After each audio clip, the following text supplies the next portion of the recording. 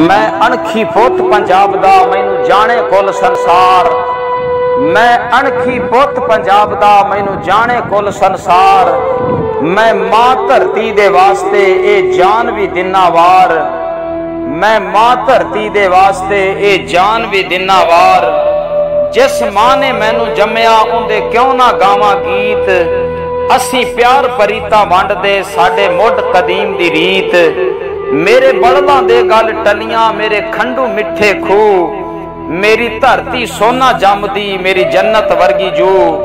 मेरा जेलम उतरे अरब तू मैनू पावे ठंड चना। मेरा सतलुज वगे भर के मेरा रावी रवे रवां।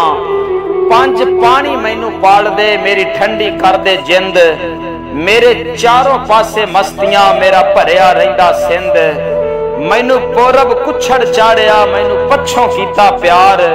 मेरा उत्तर जगों वखरा मेरा दखण पहरेदार।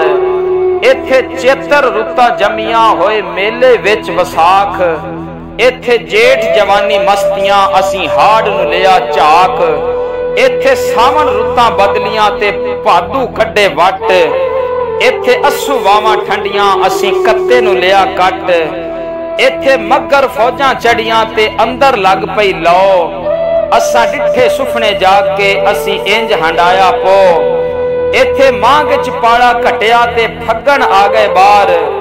इत्थे रात चन्ने दी चाननी ते मीटी खेडण यार। इत्थे रात चन्ने दी चाननी ते मीटी खेडण यार। सानू दुल्ले मारे थापड़े लिया उंगली ला निजाम। सानू जबरू मत्तां दित्तियां साडा आगू चन वरियाम। जदों मलंगी गजदा फिर सामने आवे कौन। इत्थों लंघे कई घावीए कर उच्ची अपनी धौन। अज तीक फिरंगी सीमदा जो जनिया लाए फट। इस धरती जम्मे सूरमे कई मौले वर्गे जट। इत्थे इलम दे सोमे फुटदे मेरे देश दी सोहनी रीत। इत्थों लंघिया यार फरीद भी ला डाडे नाल प्रीत। इत्थे आशक हथों इश्क दे कई लैंदे कन पड़वा। इत्थे भाग भरी नू पालदा कोई लंघिया वारस शाह। कोई बीते वेले भालदा पा चोले करदा बैन। मैनू रावी कंडे दिसदा ओ माधू लाल हुसैन।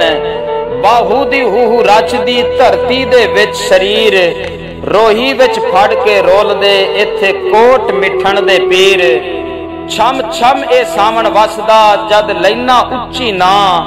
मैं दस्सां की गिण के जो सदमे वेखे मां। जद देश दे राखे सौ गए फिर आए इंज तूफान। गौरी ते कदी गजनबी कदी आए मुगल पठान। इंज जुलम हनेरा वरत्या ले सबना दी गई पो।